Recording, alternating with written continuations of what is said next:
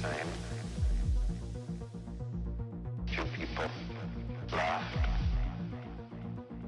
Few people cried. Most people were silent.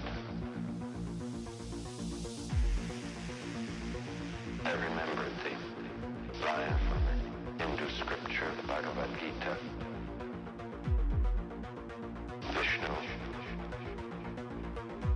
is trying to persuade the prince that he should do his duty, and to impress him, takes on his multi-armed form and says, "Now I am become death, the destroyer of worlds."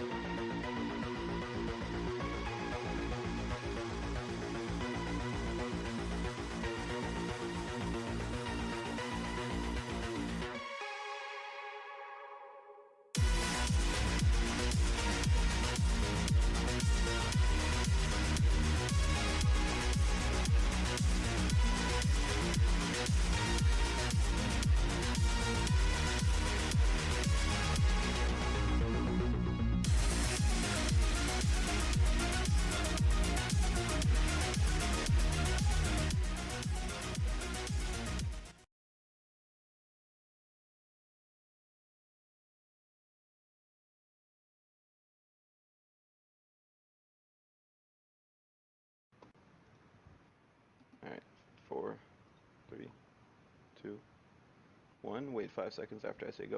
Okay. Go.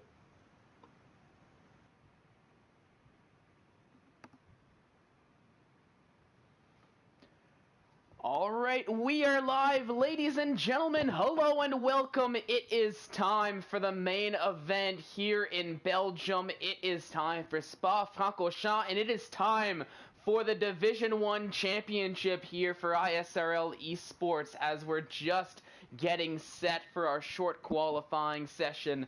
Hello and welcome, everybody. Thank you so much for joining in for what is bound to be a very exciting and very chaotic session here at Circuit Spa-Francorchamps for the Belgian Grand Prix. It's round 3 of the Division 1 championship, and I'm excited to kick things off here. And for those who do not know, my name is Fallen Monkeys here in the commentator's booth, here to take you through the action, and joined, of course, by Knight as my co-commentator, partner in crime, however you want to put it. Knight, are you here with us? How are you feeling here this afternoon? I'm feeling good. I hope this race gives us more excitement than the real race this morning. But then again, that's not too hard to beat. And we've got the drivers heading out on track now. We've got some action about to take place. And I just hope that whatever these guys give us, it's some good racing, because I think we're in due of that today. We had some pretty exciting rounds earlier with Division 3 and Division 2. Division 4, unfortunately, getting pushed back to about 2 weeks from now on September 12th. This is the third race of the day. It's the last race of the day, and I hope that it's the most exciting race, because it's the one I get to watch from start to finish.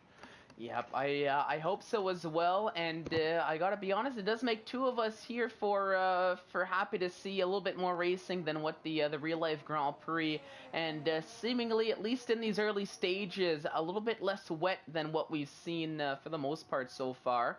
We'll see how all of that plays out, as it does appear to be cloudy, and here around this circuit here in Belgium, it seems like we either get sunny skies or we get rain. We don't really seem to get much of this just overcast, cloudy type weather, but we'll see how things play out here in the short qualifying session, and of course a full 20 driver grid, which is always something you love to see here, especially in a grid as close as the Division 1 Championship, where it really is, well, not only anybody's pole position to take, but anybody's race win to take. And I mean, Knight, I'm sure you might remember this very well. I believe it was last season's Belgian Grand Prix that essentially ended in chaos, craziness, with essentially an IndyCar run to the line. But we'll see if we can match that excitement here today, as Eklund's just starting a flying lap. Oh, how can I forget last season, that late safety car, and led everybody to just storm the finish, very close to each other. What was it, like 2 or 3 seconds covering like the top 12 or something? It definitely looked like an Indy rolling start more than it did an F1 finish. And will we get that level of excitement? I don't know. It was pretty chaotic. I hope that what we get today is good side-by-side action, some nice overtakes, some strong moves, some strong defending. But if that fails to manifest itself, I'm sure that chaos isn't far off the table, especially on this game there, with the amount of trouble that the curbs have been giving these drivers throughout the season, throughout the game's life. It's only been out for a little bit over a month at this point, maybe a month and a half, and still some drivers not completely used to the way the game feels, the way the game handles. And if we're not going to see some side-by-side action, there's a strong possibility we're going to see a lot of crashes. Oh, definitely. And of course, I mean, it's funny you mentioned the curbs, because of course here in this installment of the F1 game here in F1 2021, as you mentioned, Knight, the curbs have been very tricky to handle, even in the best of cases. But I do feel here around this circuit, especially, given you're taking, there's so many corners that you're just taking at relatively high speeds. Of course, there is Eau Rouge and Radion that if you take those curbs just the wrong way, they can unsettle the car just enough to create chaos. And of course, down the hill, the sweeping left-hander of Pouon, I think that corner is called, that you've got an inside curb known for creating chaos. But speaking of Eau Rouge, that is a Red Bull, and that appears to be an Oja Rotation, who's continuing his struggles here in qualifying. No time set for the Red Bull runner, as I think he becomes the first of what very well could be many victims of that very high-speed Eau Rouge complex here that this circuit here in Spa is probably most known for. That high speed down the hill, up the hill, the car gets unsettled just a little bit too much, and if that's the case, then you just become a passenger in that car, hoping for the best, just hoping to maybe break a front wing and not knock that tire off. But did not work out that case for Rotation here in the early stages. But yeah, I think a lot of drivers may be trying to take it like they used to last season, and you could take Eau Rouge flat out last season. It wasn't an issue. It didn't bring you much trouble. You weren't scared that the rear end was going to slip out. You weren't scared that the curves were going to kill you. You could just take it and be okay. But with the curves the way they are in this year's game, it's sometimes depending on how the entry is, how much wear your tires have, you might have to lift just a tiny bit, not fully off the throttle, of course, because then you'd lose speed going down the Camel Straight, but maybe like a 5% lift just to make sure that the tires don't break traction. I think a lot of these drivers maybe not 100% coming to grips with that, and you can take it flat out if you just get it perfectly, but obviously that's no guarantee when you're not completely used to the game and the way the cars handle. So expect Eau Rouge to keep giving drivers a lot of trouble, not only through this race, but in 2 weeks for Division 4, and of course any time that you're going to race on here in any league this season or on this game. Oh, definitely. But I will make a transition. A driver that, well, we were just watching complete a lap looks to have at least tamed the beast of Ohuja, or the beast of the circuit, I should say, at least initially. Ariel Wouter, going fastest here, 140.903 for his first time on the board for the Ferrari team. Jamie and up in P2 with a fantastic lap of his own, a 141.3 on the soft tires, on a provisional front row of the grid, and always like to see Jamie up there near the top. We tend to have a big ability to commentators curse him here a little bit if you do believe in that mojo. But Jamie looking to have come prepared, at least in qualifying here, up in P2, and at least for now looking at a pretty decent qualifying result here, with still a decent amount of time left. I believe I can't quite see the time left with the yellow flags in sector 1. Drivers just getting themselves organized here in the course, letting some flying lap drivers go through. Nathan JB, a 141.3. So that seems to be the faster end of the times, but of course Wouter stands alone still. First driver to break into the sub 141s with that 140.9. We'll see if anybody can attack that lap time, maybe set something better between now and the end of the session. I thought maybe Jer could, after seeing their close battles last race, and given the history we know, and the how similar in pace these two drivers are, but invalidations along his lap, as well as the lap from Izat Kush, I believe, are not working to their benefits here in this stage of qualifying. No, and Jer's another one of those drivers who's got a lot of confidence. Some of it might be a little bit of a shtick, but he's definitely confident in himself. He thinks he can win. He knows that he can, at the very least, get a good result. But again, in today's chat on our Discord, saying some big words like, "I'm gonna win this race. Watch me." And is he gonna win this race? Who knows? He hasn't set a time in qualifying yet for Alpine. And he's invalidated his last attempt, so certainly not going the way he wants it right now. The good thing for him is there's quite a bit of time left in qualifying at this moment. About half the grid hasn't set a lap, so there's still some chance of him working his way up the pack. But is he going to win? That's a tough ask. There's a lot of good drivers in this lobby, and we all saw what happened last week with the penalties, with Duwill going 8th to 1st at the line because he kept squeaky clean, and Jarrett with a fair amount of penalties of his own, dropping from, I think he crossed the line first, didn't he? And he ended up finishing 9th. Can he win? Yes. Can he stay first once the final results are out? That's a different question.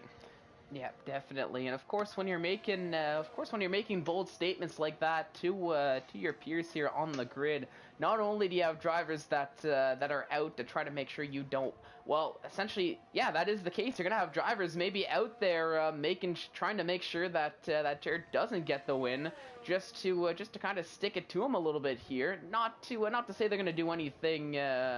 Outside of the rules, but maybe defend a little bit harder, maybe attack a little bit harder, go for that move just a tiny little bit later, just to see what they can do, and maybe rile up the Alpine driver that's already trying to get everybody else riled up. Maybe play that game against them.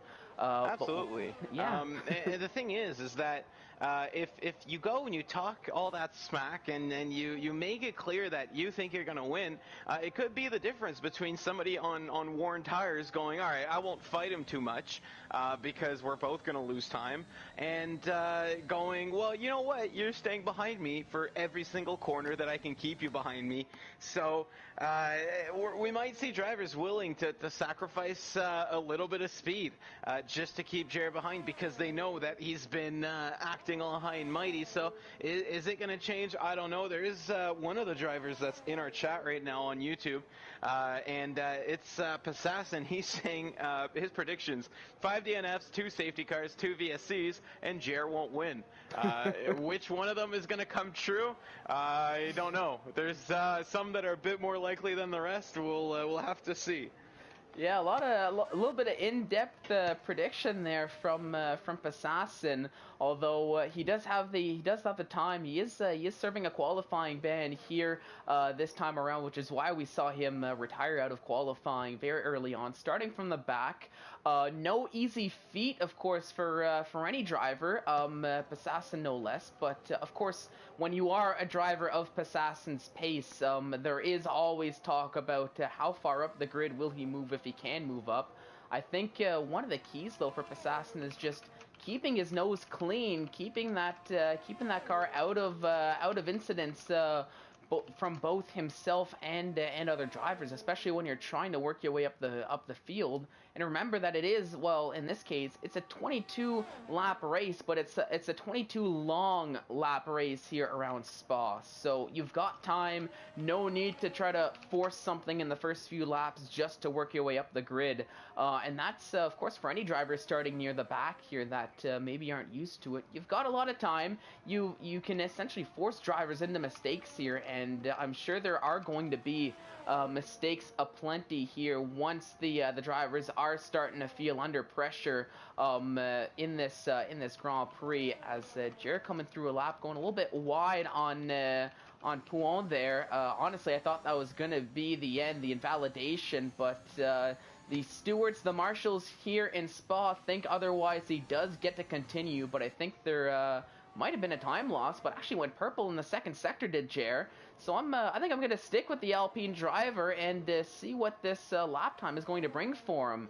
Looks like, is that his teammate that's ahead, or is that a Mercedes? I think it is a Mercedes that's a little bit ahead. Yes, that was the Mercedes of Joran that was getting out of the way. Thought he was going to have a little bit of help there, but around the final corner, heading towards the line, Jer goes. Only 6th fastest for the Alpine driver here, so still a little bit more time to find, but putting himself right into the mix of it here. Looks like when I'm looking at the grid here, other than Wouter and Jamian actually took that provisional pole position right back from Wouter with that 140.7. I completely missed that, but once again, Jamian is here to race and qualifying. I might have to start calling him Mr. Saturday here with these qualifying showings. He's been pulling out of that car here early on. Yeah, I don't know if we're just racing on tracks he loves. We did talk about, actually more than once in the past couple of races, how sometimes he's nowhere near the pace and sometimes he's at the top of the tables. And he certainly showed us the latter of those two statements last week. I think he's proven us that he's more than just a one-time thing this week, as he gets beat by Izzet right there. But still, only a 10th off pole position. That's not bad for the Haas driver. Yeah, not bad at all. And I mean, like I said, given the consistency issues from Jamian that we've seen in the past, I'll be honest, if I said I wasn't a little bit surprised seeing him consistently up there, but it looks like at least as far as qualifying is concerned, and generally, once again, as long as he can keep out of trouble, it feels like as if maybe this installment of the F1 game here in 2021 seems to really suit his driving style as far as league racing is concerned. The question is, can he keep up that consistency from I'll call it the qualifying Saturday into the race Sunday, or into the race session, which of course is a completely different ball game. And it tends to be when we start seeing, at least as far as Jamian is concerned, some of the mistakes start to break out. But I guess we'll have to see how he can handle that here in Spa, as he does set himself up pretty well with a provisional P2 in these timing tables, with qualifying starting to tick to a close with just about 2 minutes to go. We're coming to a close. These last laps are going to be set now. Vexter, the only driver to still be racing, who hasn't set a lap yet. Hopefully he gets something on the board now. We do have some supporters in the chat, as they did last week, the Eklund supporters out in force. I do hope that they have a slightly better time in today's race than they did last week. Of course, Eklund suffering from an early spin last week, which did him absolutely no favors. But this week, maybe these supporters that tend to come out every week supporting the Swedish driver might get something that they're going to love to see. Now, we've got some REL love in the chat as well. A couple REL drivers here today. Carmenalis, Feral Fury, Mark, and I guess commentators REL too, because I'm in the team as well. Wooter's there, of course, but we don't talk about him. And Eklund supporters, there's two of them actually. I didn't see the other one. Gustav, Jorn, and Manaju Viking. Can't say that right. And then Sprunky, Leon, trying to give Feral a little bit of love as well. So hopefully these guys get treated to the end of qualifying that they absolutely are going to love. Yep, here's to hoping, and welcome to all of you guys and everybody else who might be tuning into the chat, tuning into the race. If you are just tuning in, you picked a great time to do so. We're approaching the end of qualifying now, and it still appears as if it's anybody's pole to take. Izad Kush, though, I think he's comfortable with his time, or feeling like he doesn't have enough time to get around again, so he's retired from that provisional pole position. So a 140.641, that is the time to beat in this stage of qualifying. Vex the Vexer coming around the bus stop chicane, the final corner now, so we'll see what his first lap time is going to look like here with 13 seconds to go. A 143.6, but he does have enough time to go around one last time track here after that lap here in qualifying. So I think we've just hit the end of qualifying now, so essentially final laps are going to be it here. I'm trying to see, I think Jamian, well, it was going to be Jamian, but will not improve because that's an invalidation on his lap time here as he's coming up through Sector 3, so he's going to remain in provisional P2. I think the big question is, will we see Wouter possibly set a better lap time here than his 140.8? Didn't quite get to see the sector time here. Me neither, but he's coming up to traffic right now. There's a lot of cars in Sector 2, so if they don't get out of the way, we could... Oh, he invalidates there through Pouan, and that's going to be the end of Uter's lap. Josh is done as well. Ryan Malta in the Haas, he's a 10th up on his time. He's coming towards the bus stop chicane. He might get a couple of improvements right now. He's a 1,000th outside of the 140s. And he's going to go P3 there. Great time from the other Haas driver. We've got two Haas's in the top 5. Yep, and right behind him, Jorn crossing, putting himself up into a top 5. As I'm going down the grid, Jer has matched his Sector 1 time, and he's a 10th and a half up on his Sector 2 time. But he's got Mark ahead of him. Maybe a cheeky little toe there. Didn't affect him too much. Is he going to put that car in pole position? Let's see, as looks like he maneuvers the traffic pretty well, both Wagner and Mark getting out of the way, but we'll see. It's all going to come down to possibly this here, heading towards the line. No, he stays consistent here with that P6, but unfortunately not good enough to put that car up on pole. So for Izad Kush, that time he had set previously was good enough, but I do think once again, talking point, Jamian in the Haas, starting on the front row of the grid right alongside Izad Kush with that 140.7. And of course his teammate, for good measure, Ryan Malta on the second row of the grid right behind him, who's going to be starting alongside of Wouter in the Ferrari here with Jorn rounding out the top 5. Look at the gap there. Top 10 separated by half a second, almost on the dot. And then even if you go down further, you have to go right up until P15. So Fionn, who's making a comeback here, so don't let that time fool you. It's his first race back in ISRL for a while because he didn't get the game right away, and now he's just gotten back into league racing. He's the first man who's more than a second outside of the pole sitter. That just shows how close the grid is, that a guy who's had basically 2 months off can still be good enough and close enough to our pole sitter to have this tight of a qualifying. I am super excited for this race. Oh, that makes 2 of us, and oh my goodness, if things weren't as hectic as they were already, look at this as we've loaded in. We're seeing some rain here for the start of the race. And yep, we didn't put real world weather. This is dynamic. We've had a lot of rain on, I think, Division 2 had some rain. I don't know about Division 3, but it's back again in Division 1. But don't worry, we're not going to abort the start. We're not going to do safety car laps. These guys are going to race no matter what. Yep, we will be racing no matter what. Worst case, if it does start to pour, we'll get, 2 laps around safety car and get that sorted out. But for now, it's the formation lap. We should be on pace to start the race.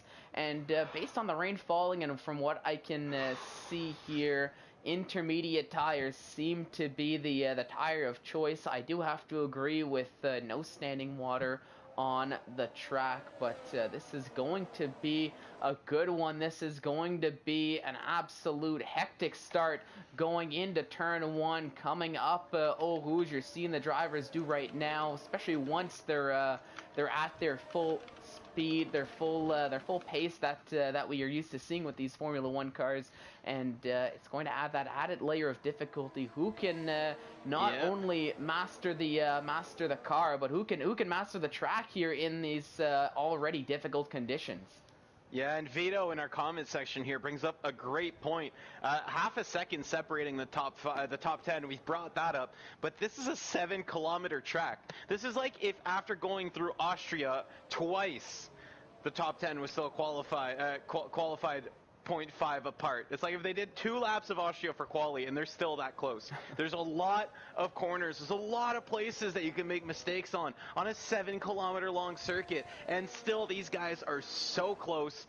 It's all going to be about whether or not you're on the right strategy at the right time. I don't know if this rain is leaving. I don't know if it's going to stay. I don't know if it's going to get worse. And to be honest, I'm not sure these drivers know either. So expect some bold strategy calls. Expect a lot of incidents. The Eau Rouge in the wet is incredibly hard, and expect at the very least a quite unpredictable result. I don't know if any of the guys in the top 5 are going to finish in the top 5 in these conditions. I'm sure they hope, but there's still so much left to find out. Yep, and I think the best word to describe what we're about to see is just unpredictable. I mean, I don't even want to put any predictions, because this is just going to be a crazy scenes here, especially I think in the first lap or two. Right as Wouter going for a little bit of a half spin there on his formation lap, getting a little bit of extra heat in those tires, I'd like to think. Or let's just put it that way, to make it feel a little bit better about it. I had missed that. I just saw it back on the stream playback, and yeah, indeed, that was a half spin and a half there. Joins the ranks of Mark and Rotation to get disqualified from the formation lap. Don't worry, he gets to start the race. He might have a slight temperature disadvantage, though. You didn't sit on the grid as long as some of the other guys, but if Wouter gets a bad start, you will know why. Yeah, and I think at least my last little bit before we really kick it off, I think like I was mentioning here with the tire temperatures, I think this the first lap or two are going to be maybe a little bit more chaotic than what we're used to seeing until the intermediates get up to that optimal tire temperature, and once the drivers find that groove, find that rhythm, I think things are going to go a little bit better. But expect the unexpected here for the first few laps of this Grand Prix. But here we go, up to 3 lights, 4 lights, 5 red lights for the Belgian Grand Prix. And the lights are off, and we are racing here in Belgium as the drivers head towards turn 1. It looks like Isaac Kush getting a good start, but a lot of drivers battling for position along behind him here. But everybody getting through. Oh, there's actually a bit of contact here. Lots of drivers going very deep, getting back on the racing line, and that looked to be the 2 Haas drivers getting involved, as we're now 3 wide nearly, just about going up Eau Rouge. That was the Williams getting forced a little bit deep there, as I think that was a Wagner who had to get out of the way there to not get into an incident. But looks like for the most part that was a good start, and it was actually Jamian that got the worst of that, all the way down in P11 now, having to have a very early recovery drive here in that Haas after going deep into La Source for turn 1. But Joran now going down the inside of AJ Wuhan, side by side, heading down the hill, and it is is going to be Jorn, who gets ahead, but takes a little bit of the outside line, a little bit of the billboards with them there, due to lack of a better term, but survives through that, as now they're heading down towards Pouin. But it appears for the most part everybody making it through the first half of the lap safely here, albeit it's still anybody's positions to fend for here, as everyone's so close. And I just noticed Jer is up into a podium position. He got a fantastic start off the line, and now finds himself ahead of Wouter, who I think is really struggling here, or was struggling with the lack of temperature in those tires off the start of the race, like you were mentioning, Knight, through the course of that late formation lap incident. Yeah, I'm not exactly sure how JR got up there. I was trying to monitor the back of the pack to see what would happen. Right behind those two, though, Nathan, going deep in the bus stop, that could cost some time. Ooh. Yeah, go ahead. Sorry, I was just about to say, right as I caught that, Sophion, I thought went for a full spin, saved that car from the worst going through the bus stop chicane, but now just finds himself right in the midst of a battle with Krishna a little bit further down the field, going through La Sauce. It's close, but I think it's gonna get a little sketchy here for this group of cars as they're heading up towards Eau Rouge. Blue flags flying. I don't know how legitimate that is here, as there's some ghosts, there's some running cars, a little bit everywhere here, but everybody does make it through safely. Thank goodness for that, as it looks like Feral Fury now gonna go for a move on Sophion. There's a little bit of contact. Oh, and that's Feral, I think, going for a little bit of spin. Takes Mark with them. Eklund involved as well. Is that gonna bring out a possible safety car? No, it looks like it's just going to be some yellow flags and just back off to business as usual here. Nathan has taken major damage there, and I don't know how, because he wasn't anywhere near this battle. He must have had another moment, and unfortunately for all of these drivers, doesn't seem like there's a VSC or a safety car. We did see Feral and Sophion battling into that corner.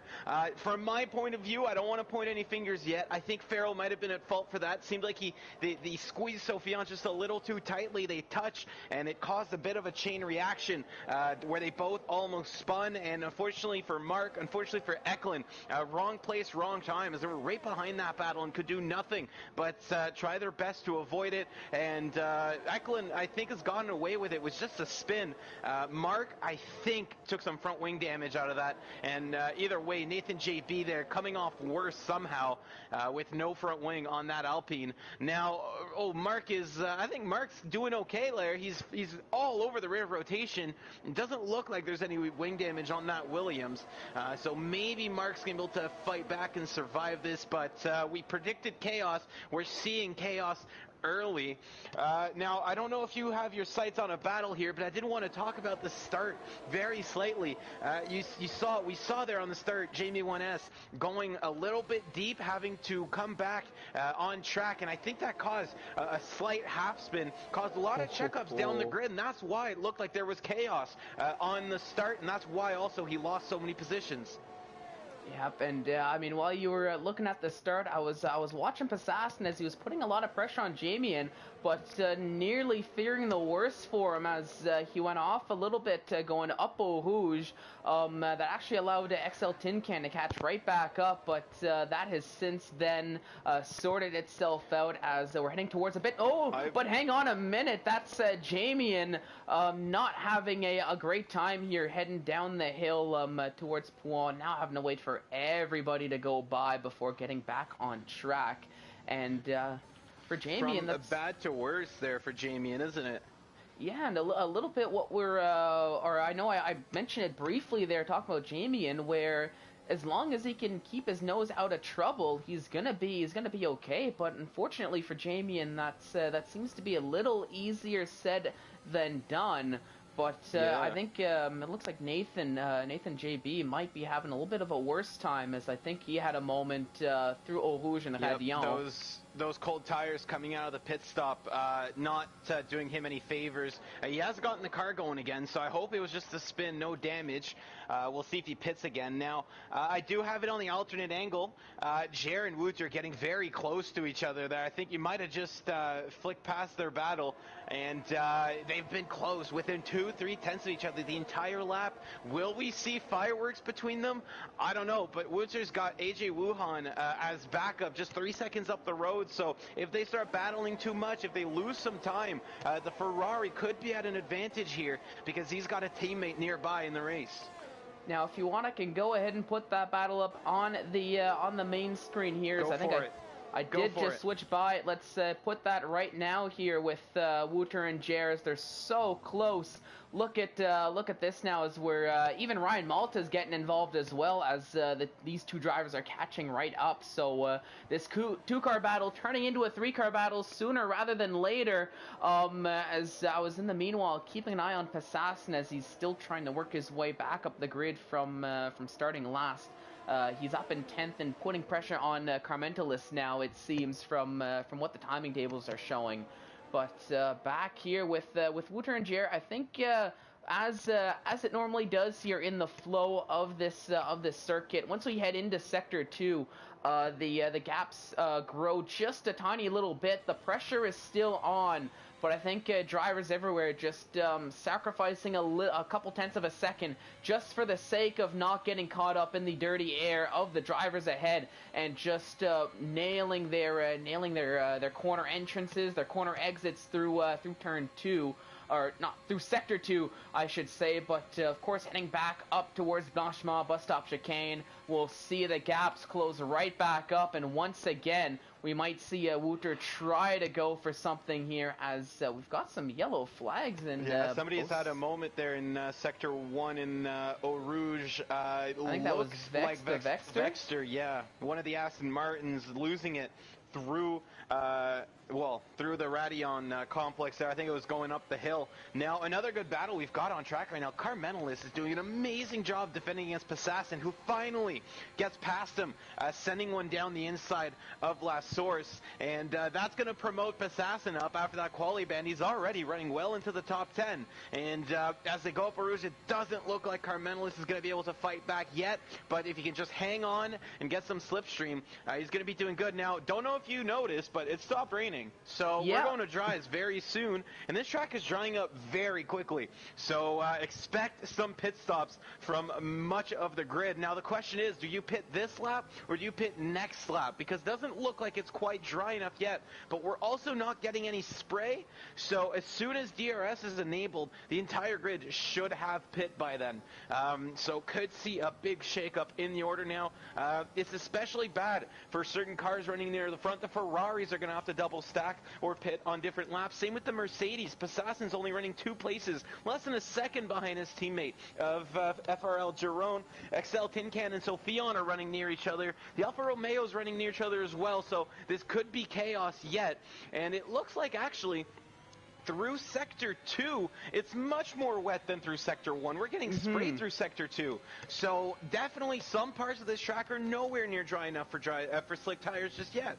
No, and this is, I mean, you might have experienced this with your race in Division 2, but I was about to say, this is very reminiscent to the way the track was looking near the end of the race for Division 2, where essentially I'll call it the north section of the circuit, close to the start-finish straight, is Passassin going for, trying to go for an overtake, but completely overshoots his braking zone, now coming back on track, but losing out on time to Josh 2 in the process. But of course, near the start-finish straight, near the I guess I'll call it the more northern section of the track, looking at the track map, other than the high-speed sections of it, it looks like there's not really all that much spray going on these cars. But when we get to a bit more of the southern section into Sector 2, that's where the track seems to be a little bit more wet, very fitting as you head down the hill into Sector 2. So I think it's just the rain possibly trailing down. But Mark is now out of this race through Eau Rouge. No. Let's take a look at Eklund, where that car is. There it is right there. It looks like, well, here I completely missed that there. It looked like there was somebody else involved there as Vex the Vexer maybe going very slow in the process. But once again, a yellow flag and no safety cars coming out here. Which I think I was about to say this might be a gift for a lot of the drivers, getting that safety car, getting that ability to gauge whether or not they want to pit and see what it's going to look like a lap or two's time. But not the case here. Division 1 leaving it out, all out on track here, and leaving it up to the drivers to make these strategy calls without any outside help here from the marshals. Yeah, at this point, if you pit early, you're gonna be very fast through Sector 1. You're gonna have a very tough time through Sector 2, and then you're probably gonna break even through Sector 3. It seems a little bit more wet, but not as wet as Sector 2.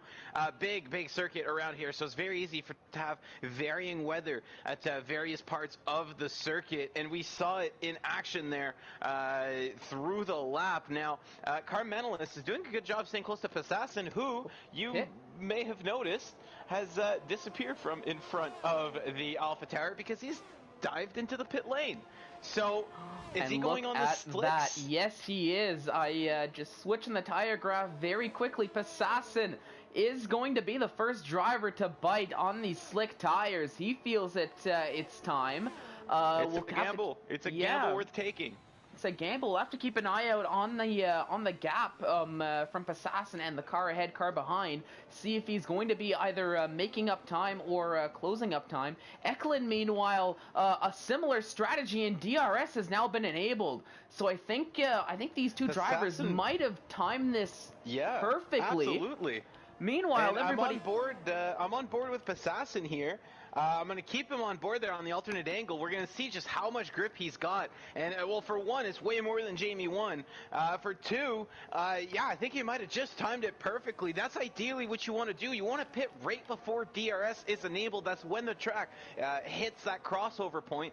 And once it's well into the crossover point, that's when DRS gets enabled or disabled if you're going from dries to wet. So, Passassin here, masterclass strategy. I don't know yet.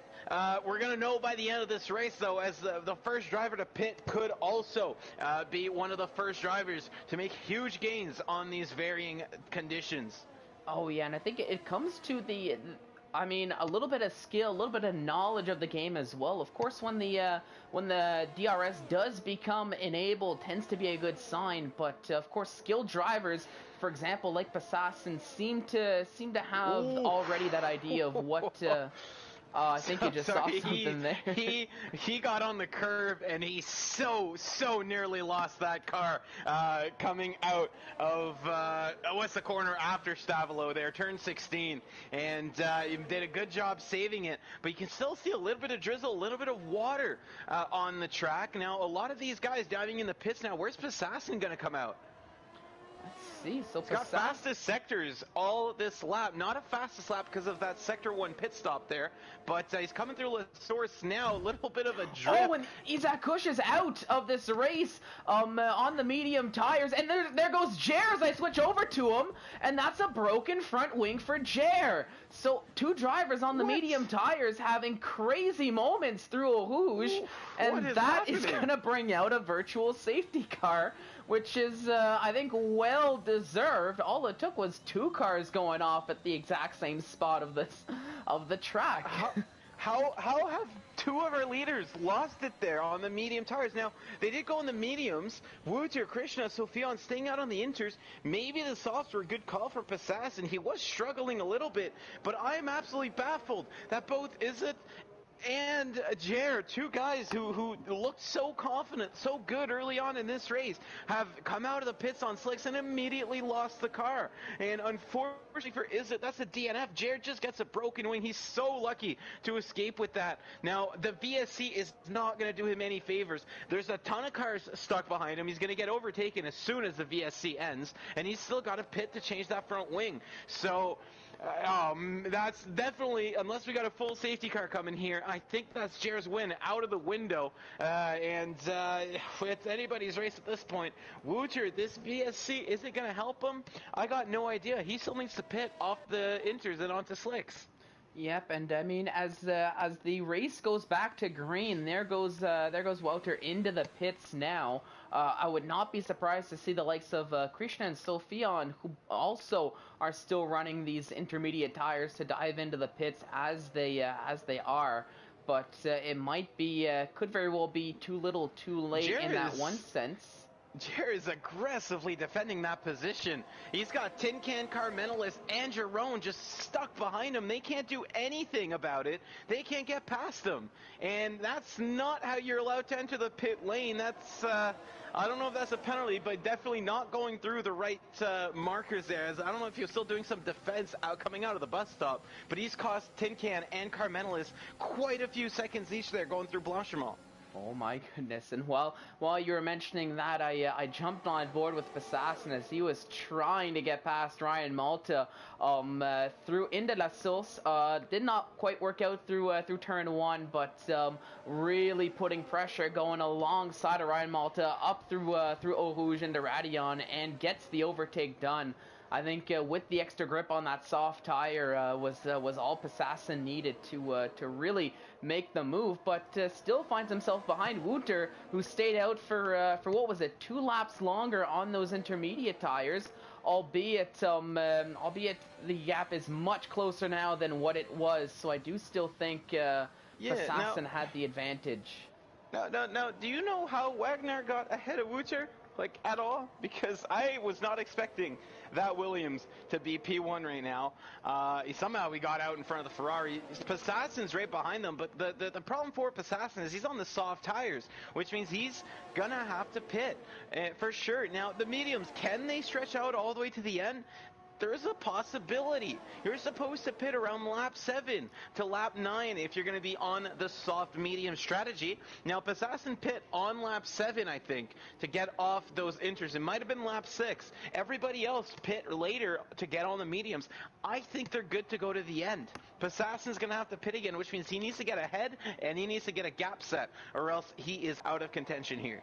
Yeah, and I think just very quickly, I think for Wagner, I think it just happened that I think he was part of that group that pit 1 lap after Passassin. So I think it was still in that transition period where, yes, DRS is activated, but being in that DRS train as Wooter now finally gets ahead of Wagner, and so does Passassin for that matter as well. I think Wagner was able to just benefit from the DRS on the intermediate tires in those sections where the Inter still had the grip, and essentially got ahead with that pit stop. And of course, with Wooter losing time, staying out, I think maybe a lap or two too late on the intermediates, that's how Wagner got ahead.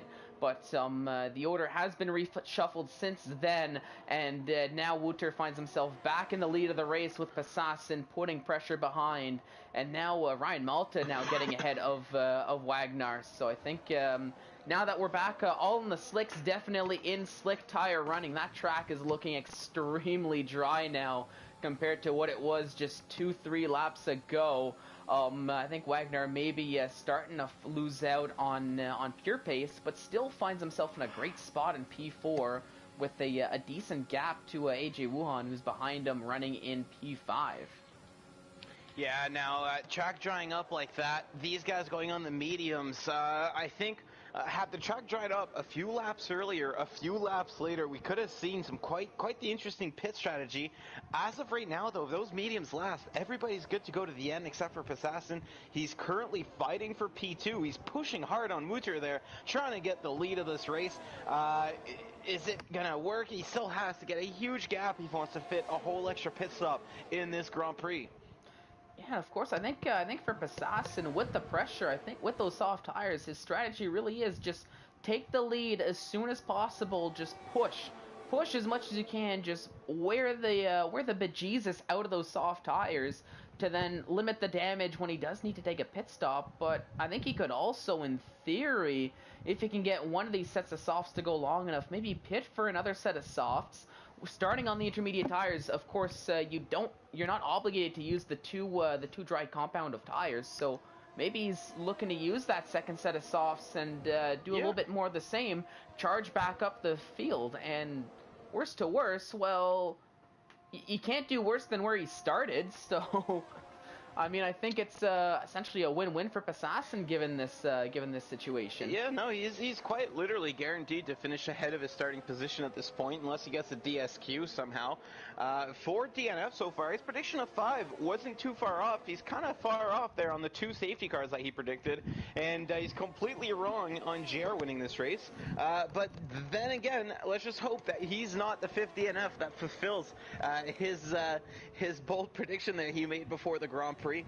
We still have half of this Grand Prix to go, lap 11 out of 22, and if he doesn't get a move on now, he's not going to be able to pit in time. Now, guys who have had some tough races that are making a nice little comeback, Eklund is catching up to Jamien, and they themselves are only a few seconds off this leading pack there that finishes off with the McLarens and the AlphaTauri of Tin Can, Sophion, and Carmentalist. If he can catch up there to that pack, I think he's in for at least a few more positions with the pace he's shown so far. Maybe could get in the top 5, but Eklund is not out of contention here, so that's good news for all of the Swedish fans in our chat, assuming that they're still here watching, because yeah, their guy has not had the easiest of weekends. Nope, definitely not. Now I'm watching Carmentalist as he's now getting ahead of XL Tin Can. The DRS is starting to show its might here as drivers getting the line up towards the Kemmel Straight and letting DRS do the rest for them here. And Carmentalist, he finds himself up into P8 now with XL Tin Can down in 9th.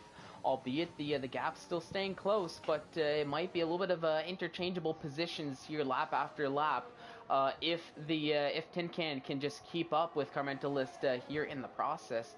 But that could very much so allow the rest of that field to catch up, including Eklund, like you were mentioning, trying to run a bit of a recovery drive from currently in 12th and trying to close that gap back up. But back at the leaders here, Passassin really not getting that, building that gap as much as he might have been hoping for in this stage. It's only at around a second, but Wouter keeps bringing it down to below a second.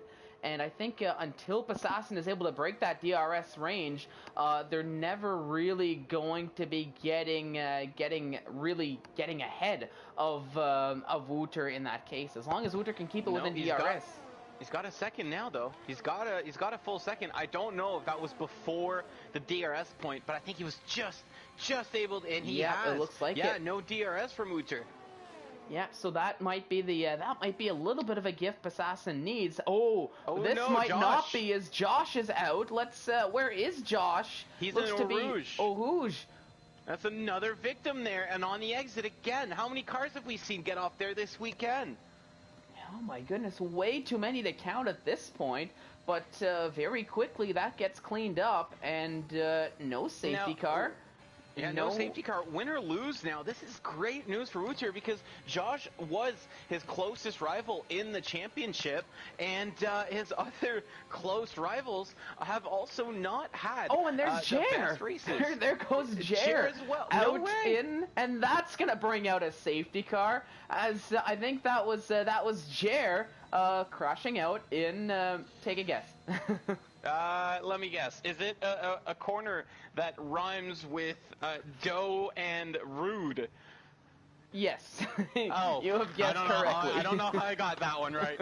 Now, this is great news for Wouter because here, look, this is our championship. This is our Div 1 championship right now. Before this race, Wouter 58 points in P1. Josh 54 points. P2, he's out of this race. Tin Can, 46 points in P3. Tin Can's in 8th place right now. Scylla, 43 points in P4. He's not even here. Eklund, 33 points in P5. And at this point, we're already like 25 points behind Wouter, right? Now, he's all the way down in P11. Is it P6 with 29 points. He's out of this Grand Prix as well. That's his second straight no-scoring race after a super good opening round there where he scored 29 points. It's not been the best of days for championship contenders, and I don't want to speak too soon because Wouter's still very much in this race. Could we see a big shakeup from guys like Ryan Malta, who's 11th with 14 points right now, Passassin, who has scored 2 points so far in this season after a retirement in Mexico and a not the best of races in Austria. Maybe even Krishna, a reserve driver who scored 11 points last week. He's currently P2. Now, not to say he's slow. He won the Div 2 race. Unfortunately, trust me, I know all about his win in Div 2. I was stuck behind him for the whole freaking second half of it. Now, but this is huge for the championship. Normally, these kind of races like Belgium, Monza, these races that everybody knows, kind of just furthers some guys' leads and shakes up the midfield. I don't think Belgium has ever shaken up the front of this order as much as it has today. Oh no, and that's I mean, it just goes to say how unpredictable this track can be. I mean, we saw the chaos like we were talking earlier on here in the stream last season, but that was really at the end of the race. Here this season, here for season 5, I think we decided to spread it out a little bit more throughout the race as we're watching the chaos unfold. But none more so than what we saw about a lap ago with both Josh 2 and Jer crashing out here through Eau Rouge and bringing out this first safety car. So now, yeah, we're under safety car here. Normally this is when we'd review the start, but we might do that still. I did want to point out this comment, which I absolutely love, from J to them Fing D, which I assume I'm mispronouncing, but let's go with it. He goes, Jer, brag like Tarzan, drive like Jane. And with Jer out of the race, I don't know if he's got any answer for that, but he's certainly not going to be answering it today. As, yeah, that, oh, and he's retracted his own message. It's too late. I've screenshotted it and quoted it on stream, buddy. So, this, yeah, nice little comment there. Thank you to everybody. I guess while we're under safety car, thank you to everybody who's watching the stream. Thank you to our partners and our sponsors. Of course, Advanced Sim Racing, IMB Racewear, for supporting us so far this season there. IMB has been a long-time partner of ours. And, of course, we cannot forget Jackson Protection Agency and the IFEA. So it wouldn't be possible without the help of the drivers, the partners, and, of course, the viewers. So thank you if you are watching. Thank you if you've supported us. If you haven't already, make sure to like and subscribe. You don't miss any racing that way. We've got races every Sunday, 4 of them usually, only 3 today, but we've got a lot of racing, a lot of action, and if you love F1, you're going to love this. So again, thanks to the sponsors, guys, and let's see. I'll let you fill it in there for a minute or two while I try to get this replay thing figured out, and we'll try to get a replay at the start before the safety car comes in. yeah, of course. But just in the meantime, just things to note here as we're under safety car. You'll see Ryan Malta and Krishna first and second right now, but they both opted to stay out. They're sticking to their strategy of running those medium tires to the end of the race. The safety car allowed Passassin to essentially take another pit stop, put on that fresh set of soft tires, but Wouter also followed along with that fresh set of soft tires, evening out that playing field battle. Everybody else as well pitting for a fresh set of softs, other than the top 2, as I mentioned, along with Sophion in 5th and Jamian, who now, through all of what we saw previously in the race, finds himself back up in P7 right now. And just let me know once you've got that start up so we can take a look at that. Yeah, so just give me one more second there, as I actually gotta go ahead and find it on our stream, because these races, believe it or not, take a little bit of time. Yeah. And so there's a lot of video to sort through.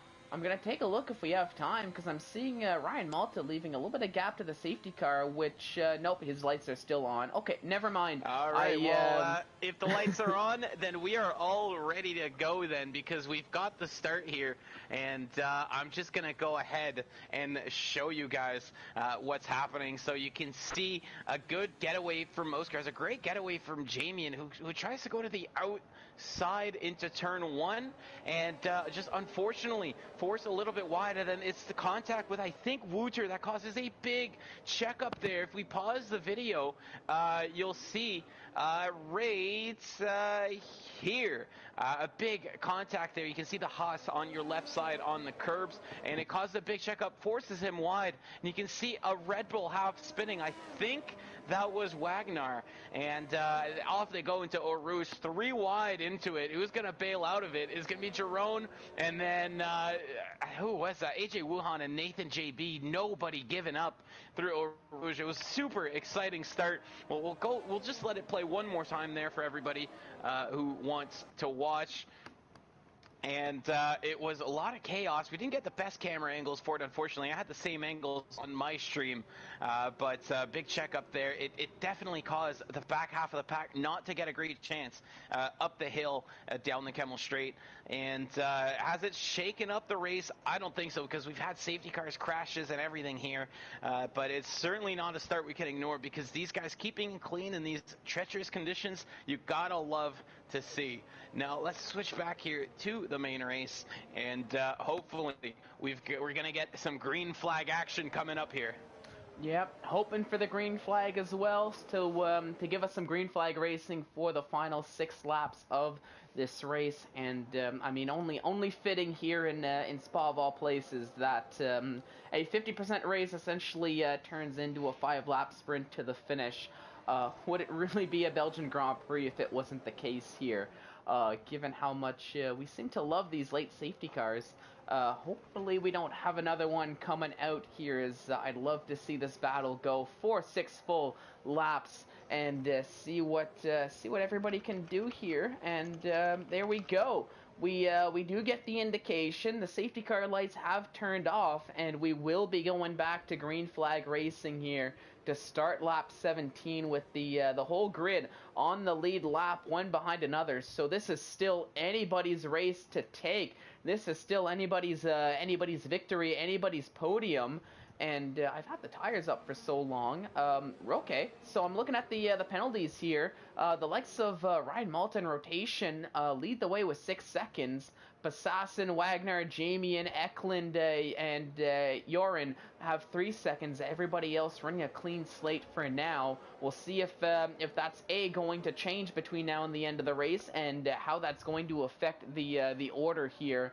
Of course, Bassassin, the biggest mover upwards, with 17 positions gained. But here we go to start. Go back to green flag racing. Ryan Malta leading the way, getting a decent run off the line here. Krishna now feeling some pressure from Bassassin, who thought about going for a move down the inside of the silks, but going to think a little bit better of it. Maybe try and force something down Eau Rouge. You're seeing Krishna maybe struggling a little bit for grip on those slightly more worn medium tires. Riding on board with Bassassin as he's gonna go for it. I thought he was. Now he will down the Kemmel Straight. It looks like Wooter is going to be following right alongside, but that's Wagner, I think, who had a bit of a moment going through Eau Rouge. But hang on. Oh no, and there goes Krishna going for a spin there, riding the curb on that on that corner. I can speak for a fact that curb is a danger curb here with the best of setups. But for Krishna, unfortunately, not the restart he was hoping for, as he finds himself down in P14.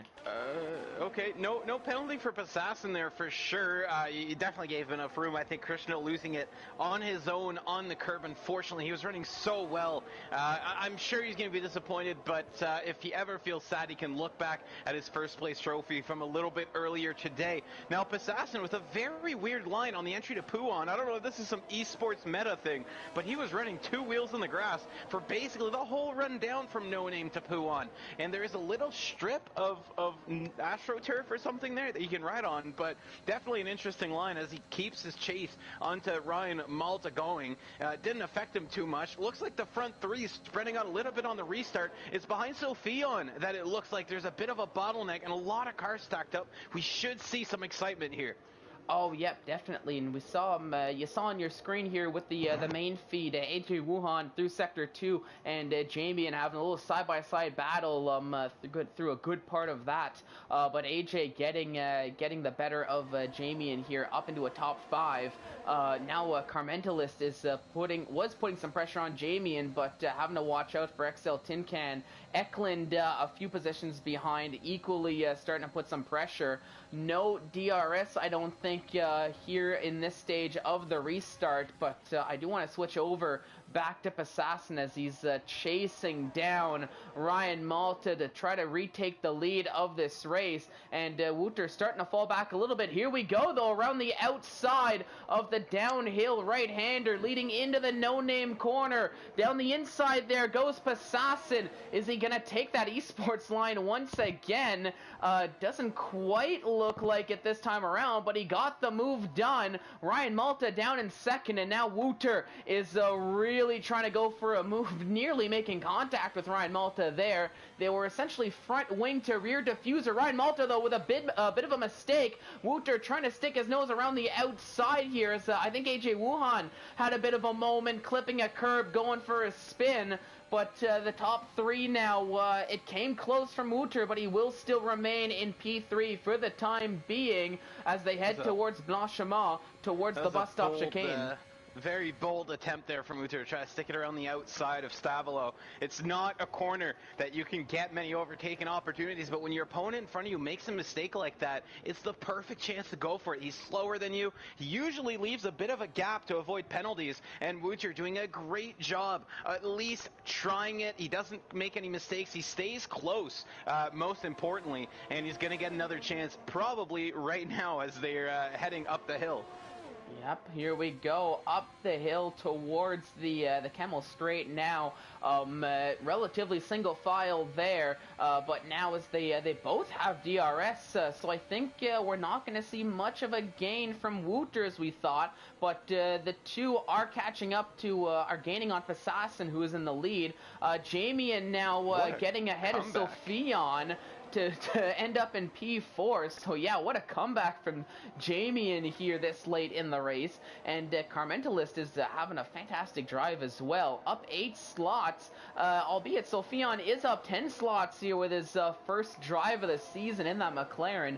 Feeling right at home, but I think starting to feel the pressure here on these final 3 laps with the Carmentalist right behind, trying to get the overtake on the softer tires, no less. And Assassin taking another 3-second time penalty to add to I mean, his successes and his troubles here near the end of the session with the grid as close as they were. I think that was actually was that Jorn or Eklund maybe having nearly losing the car in that process there as well. I didn't see that. Assassin, the good news for Assassin is Malta has 6 seconds of penalties as well, and Jamie has 3. And so if he just gets another 10th or 2 on Jamie, the worst he can finish and that is was P3. Jamie who went for a spin as he's around the bus stop chicane. Now he gets back on track, but the damage has been done for Jamie as he's now finds himself back down in P10. Oh, talk about a roller coaster there for the Haas, from the highs of that great qualifying to the lows of the early incidents. Makes a huge comeback, and it's going to be all for naught as he gets another spin late in the race. I don't think he's going to have enough time to catch up to this one. Wouter getting past Ryan Malta there. I think we saw it on the alternate angle before we saw in the real angle. Oh my goodness! What was that there from, I think that was Eklund. We saw it on the alternate angle, that one. I think we're both trying to flick through the same thing there, as Eklund just sent it so far and hits the side of the McLaren. And, yeah, I have no idea what that move was, but he pays the price for it in the end. No harm, no foul for the McLaren. And just from super far back, not enough room on that corner. No, and that's I think you might have gotten a better angle than I did, because I was just trying to cycle down, trying to catch the overtakes down the Kemmel straight, and right as the camera switched, I just saw what was the AlphaTauri of Eklund starting to spin, but didn't get any lead up towards it, unfortunately. But what I am seeing is Joran in P6 trying to make a charge on Sophion, who's been hanging on to that P5 for dear life, it seems. But Jorn putting some pressure. He's gonna end up taking the outside line into the bus stop. He's on the softer tires. Can he outbrake the McLaren? Yes, he can. And he keeps it there. But Sophion, I think, nearly losing the back end in the process on the exit, trying to fight back. But thankfully, the only extra position he loses out is to his teammate. So hurts for the Drivers' Championship, but not as much pain when you look at the bigger picture of the Constructors and Eklund. Eklund, yeah. Tired of that one, retiring in the pits. Now we're on lap 21 out of 22. The gap between first and second is getting dangerously close to 3 seconds for Wouter. If he takes a penalty here, we could see him lose out on the win. But for now, it's still all cards in his hand, as he just has to stay clean and stay within 6 seconds of Assassin to win this Grand Prix and extend his lead atop the Drivers' Championship. And what a race this has been. Now, his prediction of 5 retirements has not come true. His predictions of a JR win has not come true, but maybe he should have predicted for a podium for the Mercedes, because he's had an amazing drive from the back of the grid after that quality ban to P1 right now, and it could yet be a win if he can just get that gap to Wouter a little bit higher and hope for a little bit of luck. Definitely, and as I'm watching Feral Fury putting a lot of pressure, thinking about going after Sophion here as we approach the final lap. I do think it does have to be it does have to be said, regardless of where if Assassin ends up here by the end of it, you still gotta hand it to the driver for putting on a race for the ages here, starting from all the way back in P20 after that qualifying ban, and at least as far as on track is concerned, working his way back up to take the lead here, and now finds himself with a 3-second gap to Wouter. So it'll only take one penalty here from Wouter on the final lap, which of course is a big ask, but anything can happen here, especially around this circuit, as we are starting the final lap of the Grand Prix. I do want to give Jordan a bit of a shout out here. He was in the stream chat earlier, and he called a bold prediction here. He said that Carmentalist, and I got a little bit scared there because I saw him drop down a position, and I thought I just jinxed him before I even said his name. But he predicted Carmentalist to be in a podium position. He very much is right now. He's right behind Jerome, and Jerome has a penalty. So does Ryan Malta ahead of both of them. He is net P3 if you account for penalties right now. After starting I think he started 14th. That AlphaTauri, he's having a great race. My goodness, yeah, no kidding. So fantastic race. He just has to keep it together here for what is essentially about a third of a lap to go, as now AJ getting ahead of rotation having one last little moment. There we go, gets back on track. P11, he's still going to be in the points, as long as he limps it back home there, but having some trouble getting started with the tires, maybe just a little bit overcooked. Yeah, but Assassin's coming through the bus stop here, and that gap is not going to be enough, is it? Nope. 4.4 as he crosses the line to win, but it's going to be Wouter. There you go, Ryan Malta crossing the line in style, but it is going to be Carmentalist who gets the final podium position. Just keeping it in there. For P3, XL Tin Can in 4th, a 10th of a second ahead of Joran, who just missed out on that P4, but still a solid finish in P5 for Joran in the Mercedes. But as we're waiting for the final few drivers across the line, there goes rotation, taking some celebratory donuts after finishing that race in P11. I think happy not to be the last of the running cars. So you know what? That's progress for rotation with the new wheel, the new setup, seemingly the new everything for the Red Bull driver there. He was much closer to the pace today. The Oh, safety yeah. car certainly helped him out, but he wasn't. He didn't finish a lap down. He finished ahead of some cars, and he got some good points. So definitely some progress from rotation on the wheel. I cannot wait to see him back to his true self because yeah, he's an exciting driver to watch when he's absolutely on pace. Oh, definitely. So I'm excited to see that when it does happen. But at least, I mean, at least for now, it's progress being made, which is what you love to see. But I mean, as I'm looking at the podium celebrations, I do gotta hand it to the podium drivers. It was fantastic here to watch. Crazy scenes here, no less, around Spa. But I mean, can you really expect anything other than crazy scenes here at this circuit?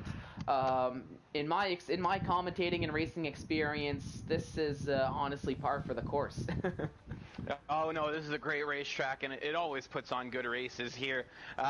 We've got our podium there: Wouter, Passassin, Carmenelis. I don't think many people saw that one coming at the start of this race. Well, maybe the Ferrari. I think everybody saw Wouter up there, but the other two out of nowhere. What amazing races from P20 and P14 to P2, P3, and I don't think we can forget XL Tin Can there from P16 to P4 in the McLaren. He's not on the podium. He's not going to get the glory that maybe he deserves, but an amazing drive from so many drivers here today. Yeah, a fantastic drive, and yeah, no, I would not have been able to predict this podium at all, and not just that, but two drivers outside of the top 10 to start, and bordering just being outside of the top 15, making it to the podium. That's just unheard of in league racing, especially in a top division like this one here. 3 of the top 5 started outside of the top 14. If we're going to cherry pick it a little bit, just to get Carmenelis in, very nearly, 3 of the top 5, 3 of the top 4 starting outside of the top 15 almost. That is absolutely incredible. Now let's try to get these guys quickly in for an interview because. Yeah, I do want to hear their thoughts on the race. I'm sure Wouter is going to say the usual, if he does join, of, well, it was easy, and I didn't have to worry about a thing. But we're gonna see what he says there. As 2 REL drivers on the podium, I'm happy because I love REL, of course, and I'm sure they're going to be happy because they had a couple of fans in the chat today. So definitely some celebrations going on in the Relentless server right now for sure. But great racing from everybody there. And once again, while we're inviting the drivers, I do want to thank our sponsors. You can check out their social media and their websites in the description below. There's links to all of their pages. And thank you to Advanced Sim Racing, our new sponsor for the season. We have some exciting news to announce about them, some stuff that they're giving us for the end of the season coming out very, very soon. And cannot wait to tell you guys all about that. If you don't know Advanced Sim Racing, they build some custom sim racing chassis out of Montreal, and which is in Canada, if you didn't know. But you should, because there's a track there. And if you don't know that, then you're not paying attention. And yeah, absolutely awesome to have them on board here and have them be our partner, IMB Racewear. We're about to launch our Season 5 merch, and that's going to be coming out very, very shortly. They've been partnered with us now for bit more than 2 seasons, I think. Now, of course, can't forget Jackson Protection Agency. Thank you to Hartman for dropping by the chat today, and IFEA for helping us make league racing a slightly, or maybe more than slightly, cleaner environment. Now, I invited Wouter, I've invited Assassin, and we're going to try to get Carmenelis in now. Yep, we'll see. And in the meantime, I know this is what everybody's been looking for, the post-race analysis of the prediction. So for Passassin, 5 DNFs. I mean, came close. I think we ended with 7 by the end of it. So I mean, partial points there. 2 safety cars, and did we have 1 or did we have 2 here under the safety car? We've only had 1. We only had 1 safety car and 1 virtual safety car. So once again, close. But of course, the prediction that mattered most, the bold prediction, Jer will not win, and Passassin did get that one right at the very least. So he did, but poor Jared, he talks all this big game, and he messes up one race, and now he's the focus of every bold prediction. But yeah, I mean that's what you get. You talk the game, you got to walk the walk, you know. So. Yep. Yeah, you talk the talk, walk the walk, Jer. Maybe you will get some more luck in China. I know that whatever happens when Jer wins a race, we're gonna have to have the bleep ready on standby for when he joins the podium interview party, because I expect some very colorful celebrations. And I did see somebody join in I here, think that was and it's Wooter. It is, and I'll let you take over the interviews here as I try to get Carmenelis and company to join our party. All right, so Wooter, since you're here first, you get to start off with the post race interview here. From fourth on the grid to I believe it was a victory for you here on track, as I always do. Just talk us through it. What were your thoughts here after that Belgian Grand Prix? It was really tricky out there, with the rain at the start as well, and Belgium being a really difficult track this year. It was just keeping it clear, not spinning, and just keeping the penalties low. Yeah, and I know because you were actually one of the drivers I think who stayed out the latest on the intermediate tires before going to a set of slick tires.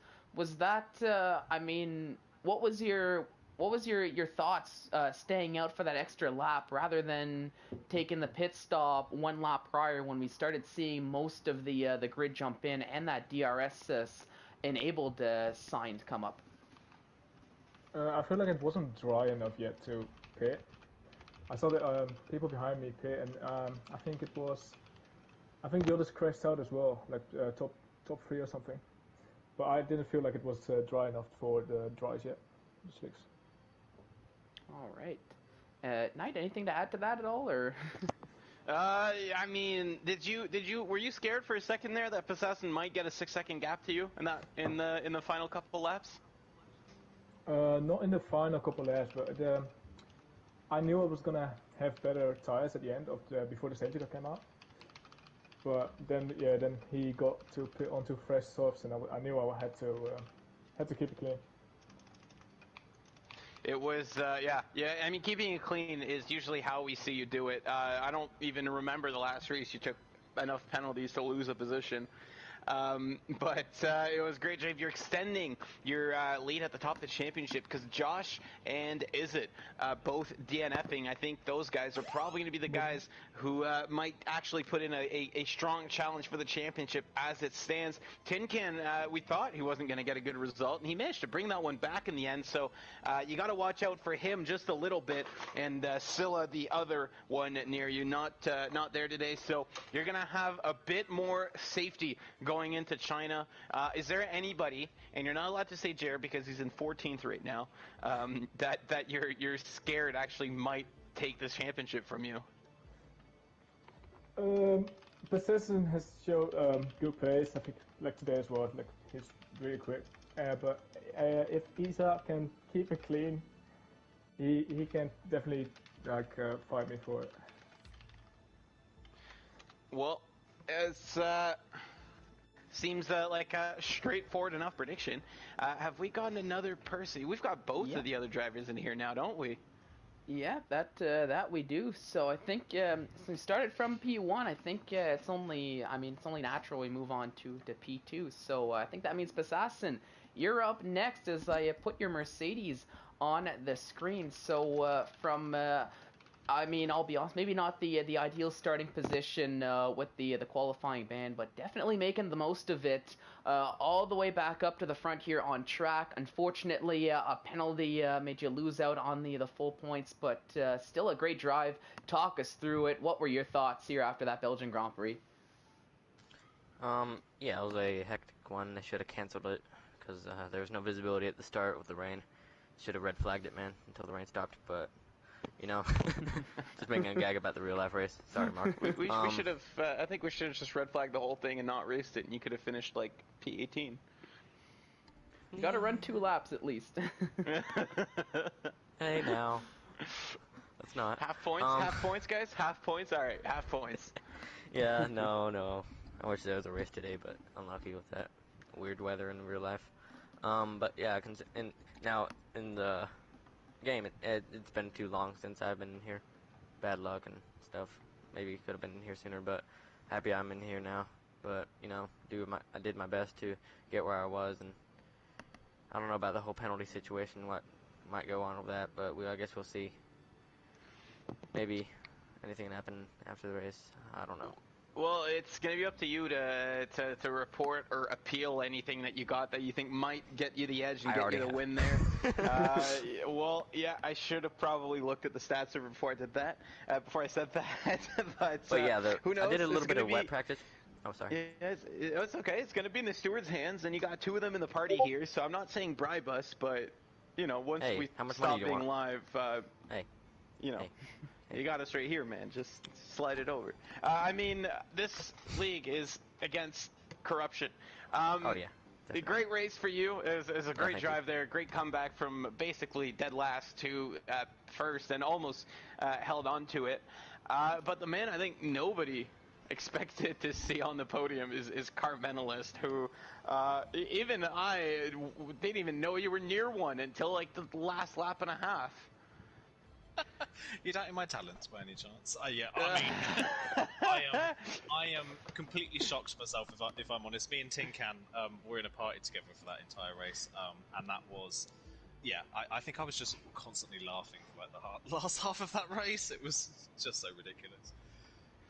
Yeah, it's I honestly, it seemed so unlikely. Somebody called it early on in our stream chat. I think it was Jordan and Jav. Yeah. I think they both said it, and I don't know how it came true. I don't know what Cody's engineer they bribed to make this drive happen, but I think they slipped a little extra 20 for Tin Can to have a good drive too, because you guys just tore through the field, made the most of basically every strategy option that you had, and stayed clean the entire race.